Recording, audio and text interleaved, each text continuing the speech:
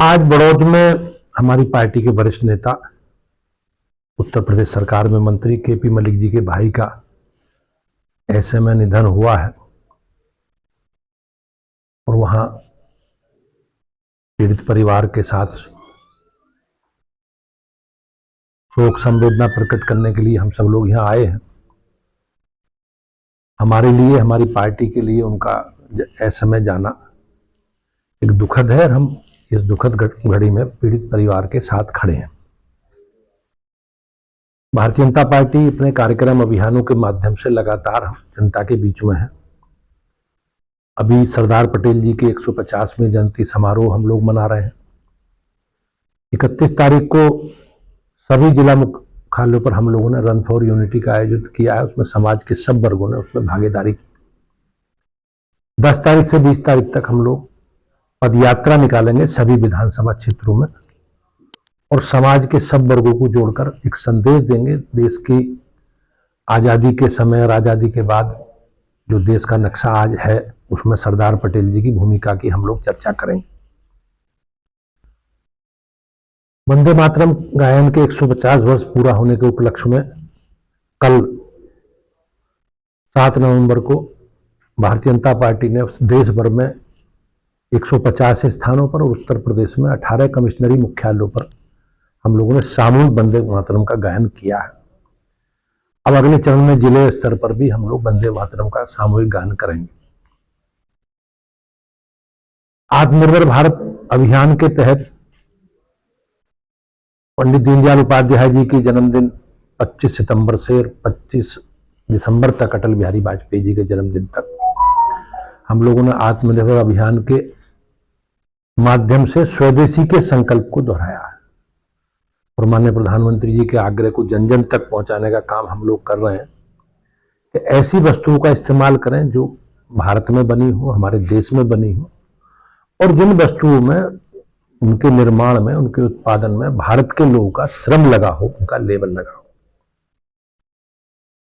SIR की चर्चा है, SIR प्रारंभ हुआ है और हम लोग, हमारी पार्टी पूरी तत्परता के साथ इस मतदाता सूची के गहन पुनरीक्षण अभियान में सक्रियता के साथ भाग लेगी और जो पात्र वोटर हैं उन्हें मतदाता सूची में जोड़ा जाए, इसके लिए हम लोग प्रयास करेंगे और अपात्र लोगों को मतदाता सूची से हटाया जाए। ये इस अभियान का भी पार्ट है और हम लोग भी इस पर काम करेंगे। SIR का जिक्र किया आपने, अभी SIR को लेकर पूरे देश में खासकर राहुल गांधी लगातार आरोप लगाते रहे।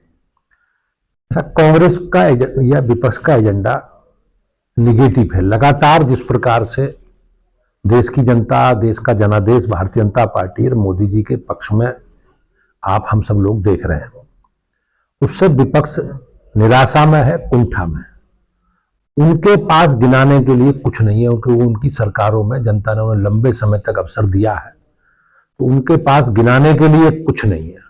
हमारी सरकारों ने सभी पैरामीटर पर मोदी जी और योगी जी के नेतृत्व में बहुत अच्छा काम किया है और हम लोग लगातार अपने कार्यक्रमों के, अभियानों के माध्यम से जनता के बीच में है। आपने देखा होगा समाज में अनिश्चितता पैदा करना ये कांग्रेस का एजेंडा है। बिहार में SIR प्रारंभ होने के समय उन्होंने एक पदयात्रा निकाली, एक बड़ा जन आंदोलन खड़ा करने का प्रयास किया, लेकिन जैसे ही फाइनल मतदाता सूची का ड्राफ्ट प्रकाशित हुआ ये विषय गायब हो गया। आपने देखा होगा फाइनल मतदाता सूची के ड्राफ्ट प्रकाशित होने के बाद उन्होंने कुछ नहीं किया, वो बिल्कुल एकदम साइलेंट हो गए क्योंकि सब जानते थे कि जो लोग पात्र हैं वो मतदाता सूची में रहेंगे। सरकार, मतलब आयोग की भी यही मंशा है, हम सबकी यही मंशा है, लेकिन उन्होंने समाज में एक भय का वातावरण पैदा करना, समाज में अनिश्चितता पैदा करके अपने वोट बैंक को फोकस करना है। और सब लोग जानते हैं कि भारत में एक संवैधानिक व्यवस्था है और संवैधानिक संस्थाएं उसी व्यवस्था के आधार पर काम करती हैं। ये लोग सनसनी फैला सकते हैं, समाज में अनिश्चितता का माहौल पैदा कर सकते हैं और उसके पीछे निश्चित रूप से कहीं ना कहीं एक बड़ा कारण जो हार है, चुनावों में जो उनकी पराजय है, उस पराजय और फिर भारतीय जनता पार्टी की सरकारों ने जो काम किए मोदी जी या योगी जी के नेतृत्व में, उस कामों का ही परिणाम है कि आज हम सब लोग लगातार अपने कार्यक्रमों के माध्यम से, अभियानों के माध्यम से जन जन के बीच में अपना रिपोर्ट कार्ड रख रहे हैं। अध्यक्ष जी, 150 वर्ष पूरे हुए राष्ट्रगीत को, ऐसे में सपा नेता एच टी हसन का बयान आता है कि हम देश के लिए मर जाएंगे लेकिन वंदे मातरम। आपने देखा होगा कि वंदे मातरम गायन हमारे आजादी के जो हमारे राष्ट्र नायक थे उन्होंने किस प्रकार से इस गायन से प्रेरणा लेकर, इस गीत से प्रेरणा लेकर अपना सर्वोच्च बलिदान किया। उन्होंने इस गायन से प्रेरणा लेकर किस प्रकार से आजादी के लिए एक बड़ा मंच तैयार हुआ और देश आजाद हुआ। इसमें केवल कांग्रेस पार्टी की जो मानसिकता है अल्पसंख्यकों के तुष्टीकरण की, उस तुष्टीकरण के आधार पर कांग्रेस इसका विरोध करती है। मुस्लिम समाज के लोग इसका विरोध करते हैं। ये किसी के समाज के विरोध में नहीं है।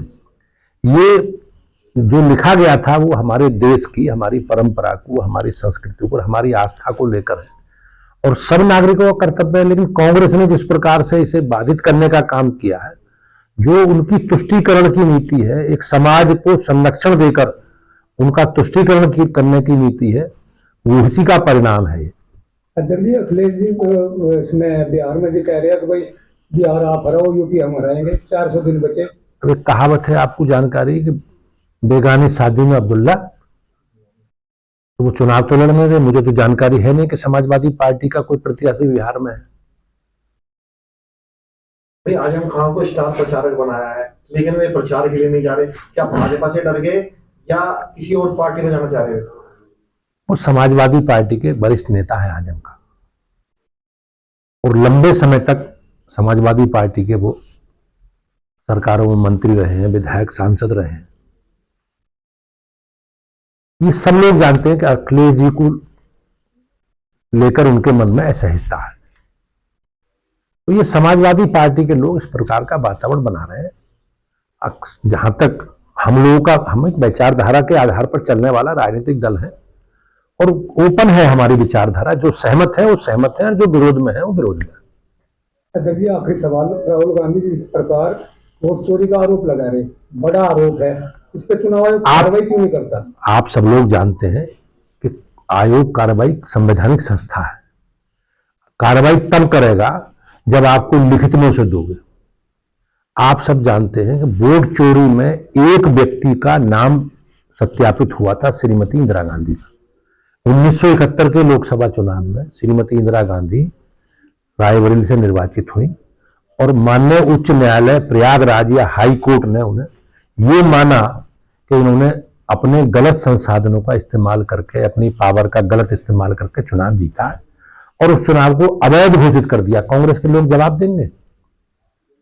आप लोग जानते हैं किस प्रकार से 2012 के लोकसभा चुनाव में कन्नौज में श्रीमती डिंपल यादव निर्विरोध चुनाव निर्वाचित हो गई। कोई नामांकन ही नहीं हुआ, किसी को नामांकन नहीं करने दिया गया। आप लोग जानते हैं कि किस प्रकार से बूथों पर अराजकता होती थी, किस प्रकार से बूथ कैप्चरिंग होती थी, किस प्रकार से बूथों पर हिंसा होती थी, जान माल की हानि होती थी, गरीबों को वोट नहीं डालने दिया जाता था। इन्हीं के समय की बात है। लेकिन जब से भाजपा सरकार में आई है, कोई बूथों पर हिंसा हुई हो, कोई बूथों पर जान माल की हानि हुई हो, किसी को वोट डालने से रोका गया हो,